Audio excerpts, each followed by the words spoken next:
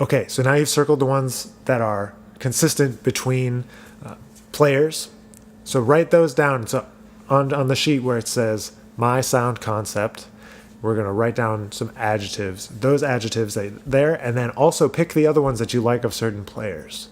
So for me, I described already J.J. Curtis and Slide Hampton, also Wycliffe Gordon, Steve Turre, and Steve Davis. They all kind of fit into my idea.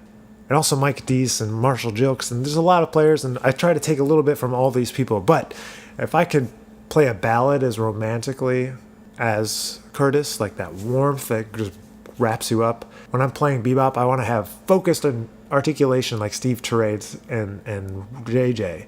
Like the articulation is just like so on point. And so these are the things that I'm writing down in my concept sheet.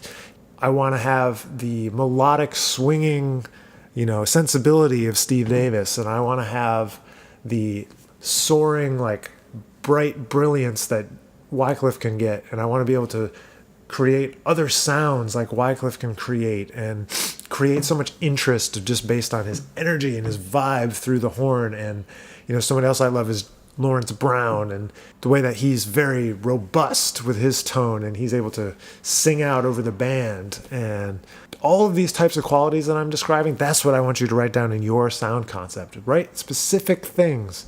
We can go beyond trombone players here too. Now we're just starting to open up to articulation styles and swinging styles and improvisational styles, and all of these things.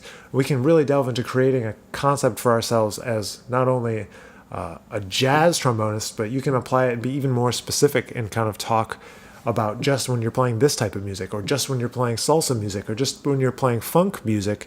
You want to shed some Fred Wesley. He's the best, the master at the funk stuff. And how do we do that? We have to listen. So we have to take a lot of time to listen, think about, study, and recreate things. And then we do what we're doing right now. We're creating our concept. So once you have that concept and it's all written down and you feel confident, we can start to create that when we're doing any type of exercise, whether it's long tones, whether it's flexibilities, articulations. We're thinking about this sound concept, your sound concept.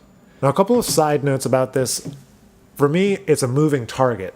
This is something I constantly am revisiting. If I hear something that I want to integrate into my thing, I'm going to do it. I recalibrate this every couple of years at least, if not every year. And I'm thinking about articulation, styles, thinking just about the core of someone's sound, different parts and different registers.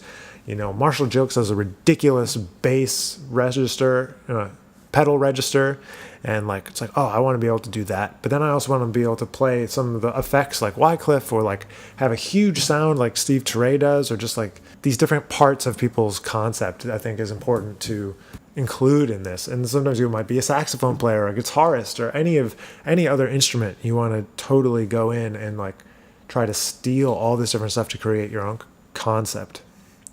And the one last thing I want to say about sound development, sound concept, is that there is no such thing as playing jazz with a bad sound. There might be some players that have bad sounds, but you should not subscribe to the idea that, oh, I play jazz, so I don't have to have a good sound. I've seen classical-oriented trombonists make comments about how jazz players don't have great sounds, but you know what? They do. It might be a different sound concept, but it's still a great sound. So you always keep sound as a primary focus, listen a lot, develop a concept, and shoot for that concept all the time.